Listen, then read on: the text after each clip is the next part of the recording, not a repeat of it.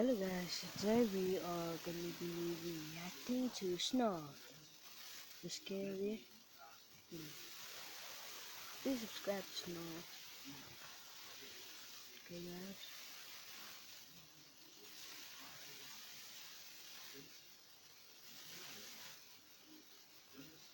Okay guys. We watch two videos. Do you like my reason? Creepypasta. Okay guys. Comment down below.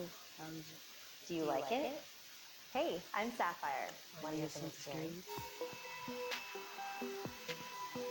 Ooh, cool music. Cute music.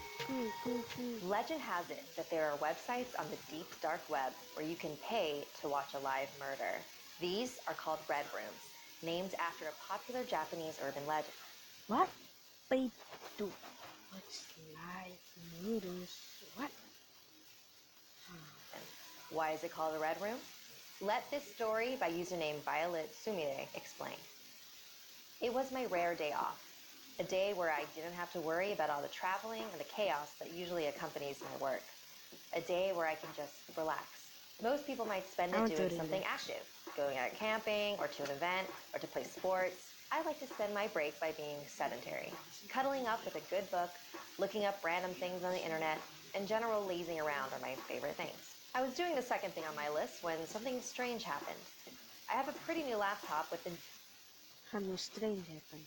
The ghost popped up and killed you. The video on the news. Ha ha ha ha. newest operating system, so when the pop-up came up on my screen, it was a bit surprising.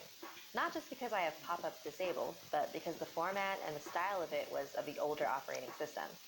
I frowned, hoping that I didn't have a virus or something. My first thought when anything goes wrong with my computer. The message on the pop-up was written in Japanese, and it read, "Do you like it?" The text was in black and the background was a bright red. There was nothing else in the ad. I scrunched my face in confusion, but I figured that it was just one of those "congratulations, you win a new game console" type of things that messed up. The website that I was on wasn't the most legitimate looking. I shrugged it off and clicked on the big red X in the corner to close it out. I left the site as well for good measure and decided to get some tea before streaming some shows. I was only gone for 10 minutes, but when I came back into my room, the ad was there again. Now I was more worried about the possibility of a virus. I didn't have anything open on my computer, so it definitely wasn't just some pop-up. I closed out of it again and went to run a computer scan when it appeared again. Except this time, a voice followed it. "Do you like it?" It was a high-pitched child's voice. The voice seemed to echo as if someone was talking in a tunnel. If I heard that voice, I would run out of the room, break my laptop, throw it in the bin, burn it, throw it in the water. What is it?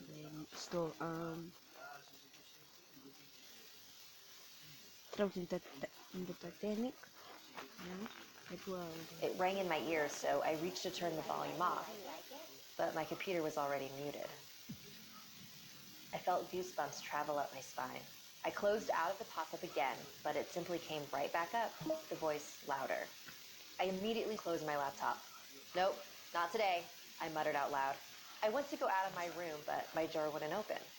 I frantically pulled on the knob. There was no lock on the door. There was a pinging noise behind me and I jumped. I looked at the computer on the table with bated breath. "Do you like the red?" the voice now asked. At this moment, I knew what this was. How could I not? It was a very popular urban legend in Japan. This was the Red Room. I ran to my window and threw open the curtains. I pushed at the frame, but it was no use. It wouldn't budge. I looked out and hoped that someone would be outside, as it was still in the middle of the day. But the street outside was sparse. Behind me, the child's voice was growing louder, the question now in a continuous loop. "Do you like the red? Do you like the red? Do you like the red?" I don't like I it. felt tears of frustration running down my face as it grew harder and harder to hear my own thoughts, but I needed to get out. My phone was in the kitchen, so I couldn't call for help. I looked for something I could use in my room. I grabbed my chair and began to use its legs to try to break the window. It took a few tries, but I could begin to see the cracks form in the glass. I also noticed that my room was growing darker, even though the sky was cloudless blue. I stood still, the chair no longer in my hands, fell on the floor, forgotten. I should have ran to the window and broke off the rest of the glass to escape, but a foreboding feeling in the pit of my stomach prevented me from moving. That and the breath on the nape of my neck. Do you like the red room? Red. Of course I like the red room. I've always wanted a red room. This room is not red. I have to fix that. I searched around my desk. Box cutter. Perfect. Hands isn't enough. I need more. Have to make sure not to waste a single drop. The banging at the door woke me up. None of that. I recognized that voice. It was my coworker, Sora. I groaned. What is he doing here on my day off? I slowly opened my eyes and almost passed out as dizziness suddenly hit me. There was a splintering of wood, an intake of breath. What happened in here? I barely caught his question as my vision went black for a second. What are you doing here? I managed to mumble. I looked up into his face and realized that I was sitting in the middle of my room. You didn't come into work today, so I came to check up on you.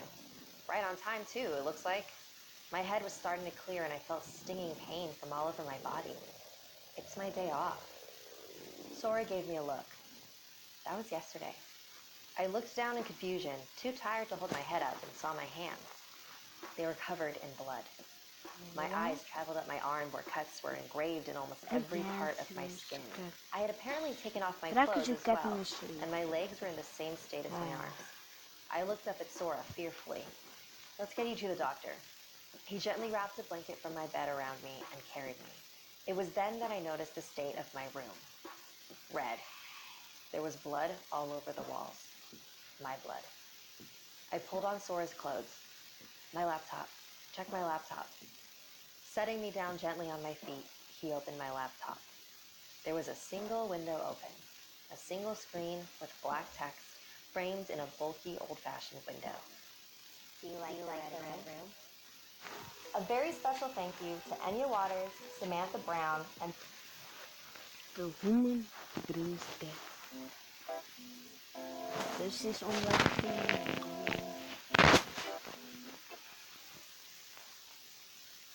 There is something dangerous abducting children in this area. Hey, I'm Sapphire. Want to hear something scary? Oh yeah, go figure. You've heard of the Slender Man, but have you heard of the tall, slender woman? This next chapter is a Japanese urban legend called Hachishaku-sama, which means 8 feet tall. My grandparents lived in a small village in Japan. Every summer, my parents would take me there on holiday to visit them.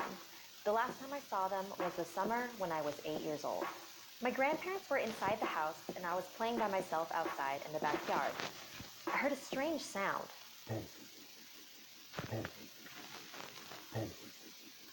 I didn't know what it was, and it was hard to figure out where it was coming from. I was looking around, searching for the source of the noise, when I noticed something on top of the tall hedges that enclosed the backyard.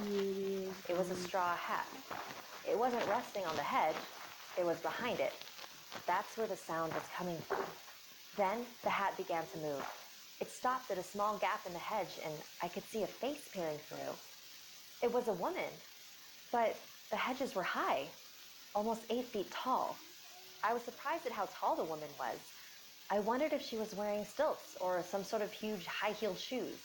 Then, a split second later, she walked off, and the strange noise disappeared with her, fading into the distance. Confused, I got up and ran back into the house. My grandparents were in the kitchen drinking tea. I sat down at the table and told my grandparents what I had seen. They weren't really paying attention to me until I mentioned that distinctive sound. They both froze. Grandma's eyes grew wide and she covered her mouth with her hand. Grandpa's face became very serious and he grabbed me by the arm. This is very important, he said, very intensely. How tall was she? As tall as the garden hedge? Where was she standing? When did this happen? What did you do? Did she see you? I tried to answer all his questions as best as I could. He rushed out to the hallway and made a phone call. I couldn't hear what he was saying, but after he hung up, he walked out the door. Grandma, what's going on?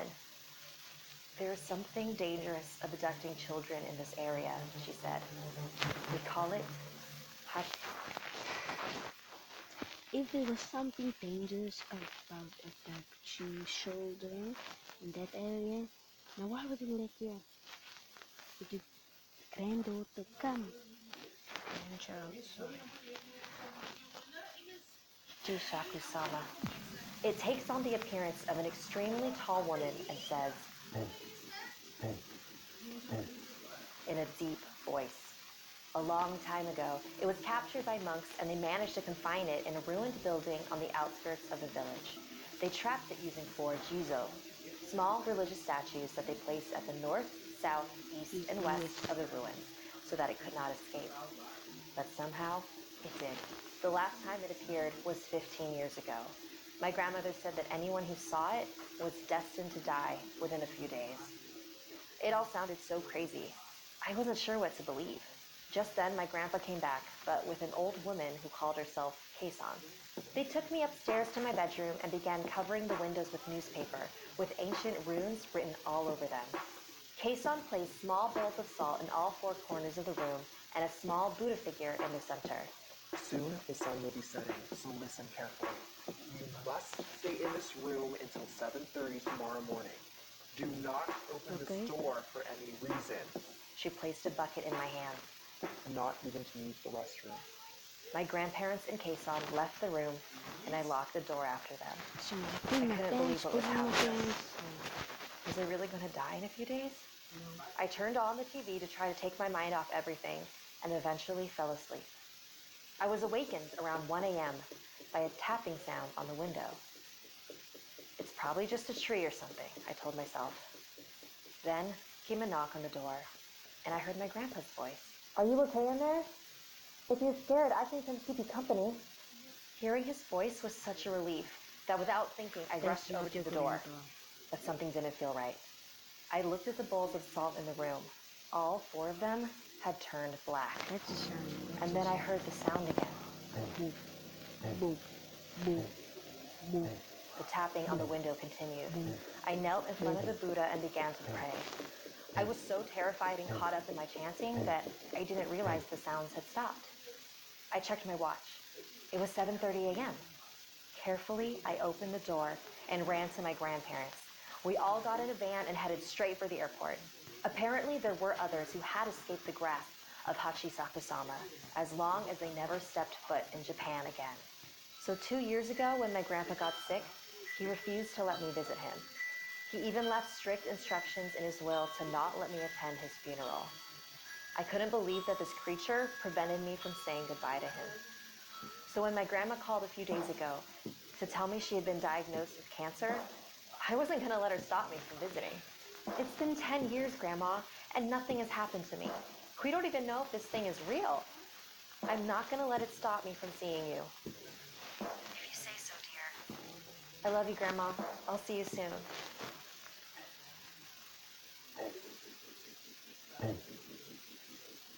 Like this video if it gave you the chills. Thanks for watching, guys. See you later. In the next video, comment down below what do you think about the episode. And good.